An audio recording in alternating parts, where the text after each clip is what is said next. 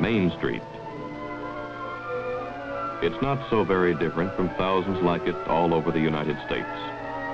Smaller, perhaps, than some you've known, yet large enough to service the needs of the local population.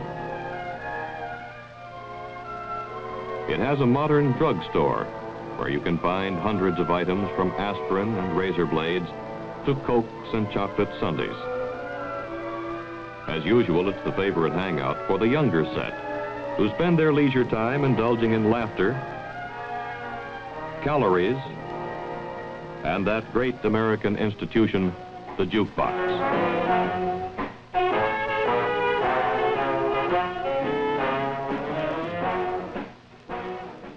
There's a department store.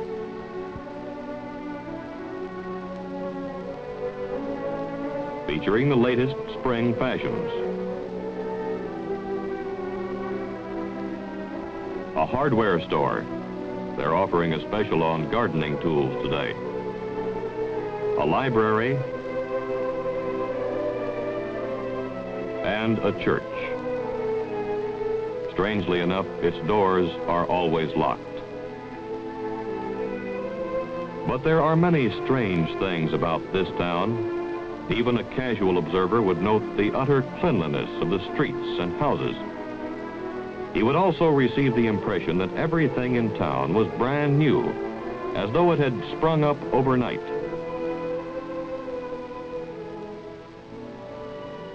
A closer examination of the inhabitants would reveal that all of them seemed to be in their early 20s. Policemen, businessmen, mechanics.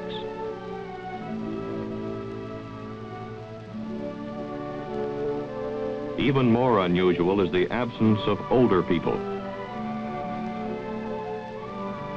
and children. No matter where you look, there aren't any children.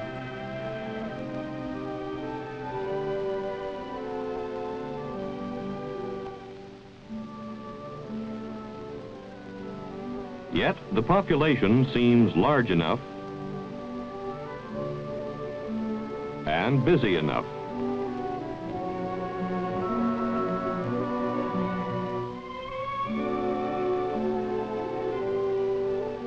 Most of the activity seems to center around the campus of a small college that is located in the center of town.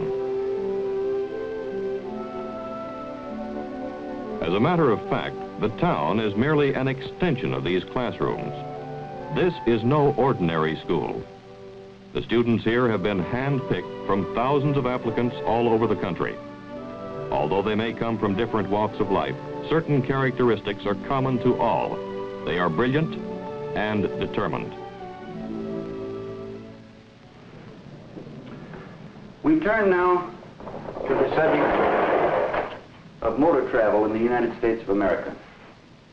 You will find that as you drive from city to city, that few Americans any longer use the centralized hotels which have been a part of their past.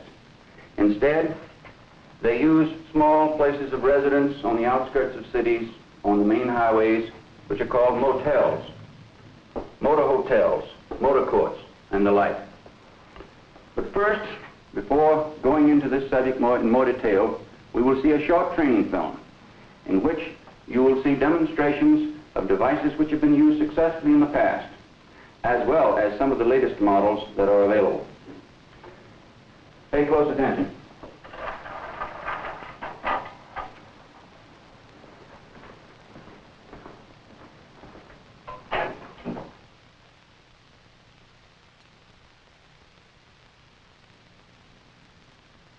This is a typical American motel. They can be found all over the United States.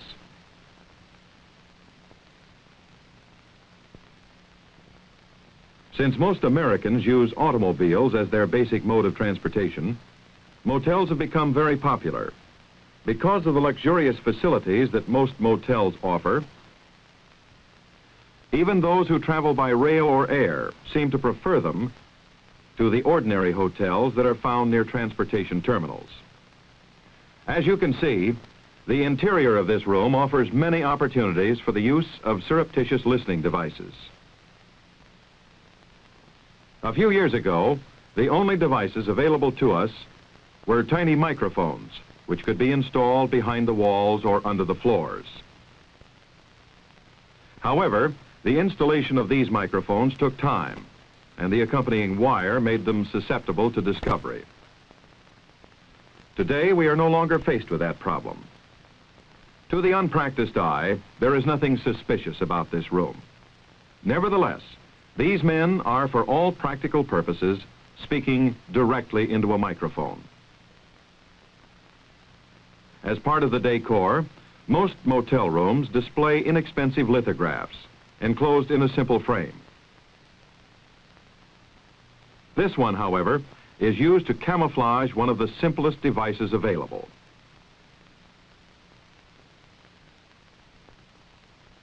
Enclosed within the frame, behind the print, is a complete battery-operated microphone and transmitter. There are no wires or buttons visible. The batteries can operate continuously for more than 200 hours and are easily obtained. The advantages that this unit possesses are obvious. A new picture can simply be exchanged with one already in the room, or if time permits, the existing picture can be utilized by inserting the transmitter kit into the frame. 3/4 of an inch is the minimum thickness of frame that is required for installation. Reception is usually excellent, no matter where the voices are located in the room. On that production figure for DC, I have the estimated daily production of 3. What do you show unit cost at? The estimated unit cost Second one down. is $5,245. Not only can a conversation be plainly heard, but a permanent record made, one that can be used for future reference, simply by using this small tape recorder in conjunction with the rest of the equipment. The listener doesn't have to be close to the transmitter. He can be a block away, sometimes up to 1/4 of a mile away, if conditions are just right. A passerby would notice nothing out of the ordinary here. Just a motorist checking his route on a road map. Appearances can deceive. That hearing aid in his ear is actually wired to a tiny receiver, which allows him to hear what is being said in the motel room. I think they should. I don't see any reason why not. A permanent record of the conversation can be made under these circumstances just as easily as if he were hidden from view. The recorder can be hidden quite simply, as this man has done. There is enough wire on the spools to record continuously for 4 hours if necessary. Volume controls are simple to make. However, entry is not necessary in order to hear what is being said within a room.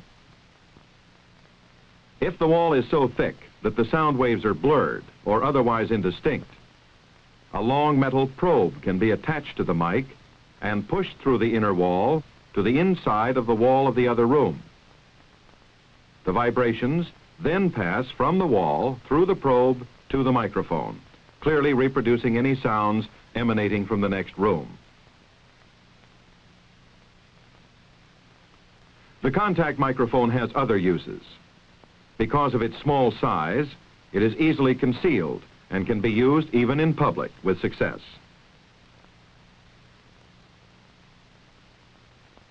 It is a simple matter to lean against a telephone booth without attracting attention.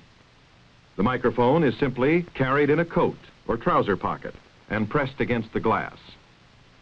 The conversation can be heard clearly by the listener. The microphone is used in conjunction with a receiver that may be located either on the body of the carrier or positioned some distance away. These are only a few of the devices that are available. Let's look at them again. The picture frame transmitter. It can transmit all the sounds in an average room as far as 1/4 of a mile under optimum conditions. The contact microphone with different sized probes. It may be used with or without the probes and will faithfully reproduce all the sounds within an average room. Wristwatch Mic. It will pick up a voice clearly up to a distance of 12 feet.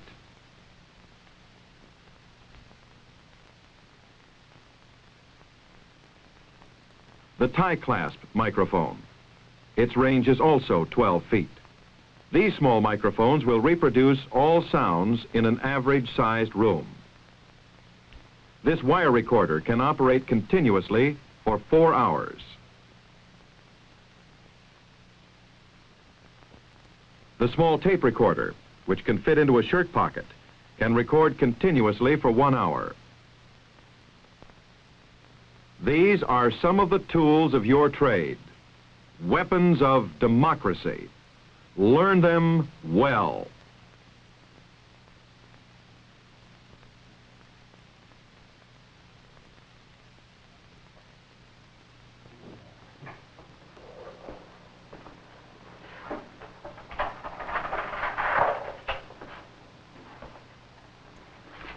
After lunch, you will have an opportunity to try each of the devices which you saw in the film. We'll take each of them in turn, learn what makes them work, and then practice the different installations. It is now 12 o'clock.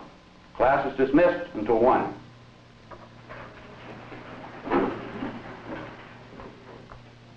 No, this is no ordinary college.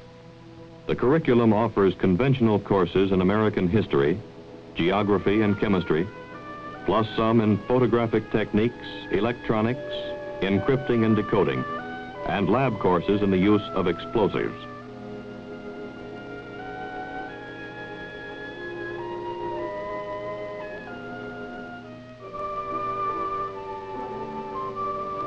The students you see here had to pass some of the most difficult entrance exams in the world.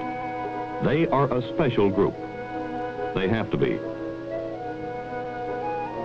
The rest of the town's population is just as special. The entire town is a duplicate of what you would find all over the United States. It has modern stores, familiar brand names. The menus offer nothing but standard American dishes. The theater shows the latest Hollywood productions. But it's completely isolated from other population centers.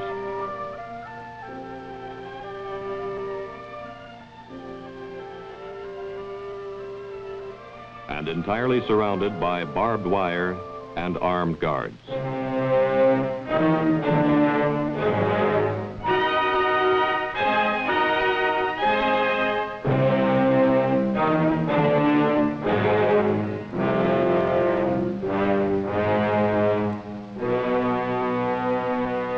It's called Winitsa and is located in the central Ukraine, one of the southern Soviet socialist republics.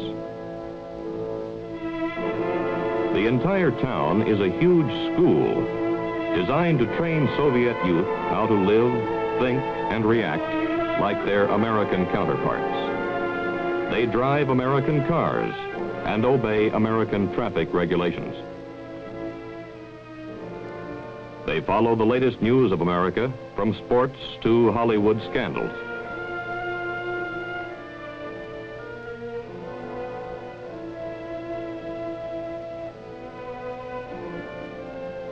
Their English is not only flawless, but they specialize in dialects and accents. All of the inhabitants in town are instructors. They coach the students how to conduct themselves. They're even taught how to buy like an American.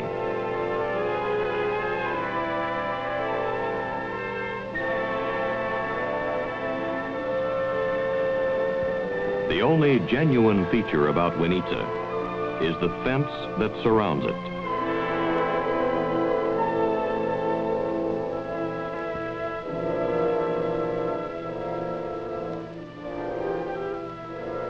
Winitsa, School for Spies, Small Town, USSR.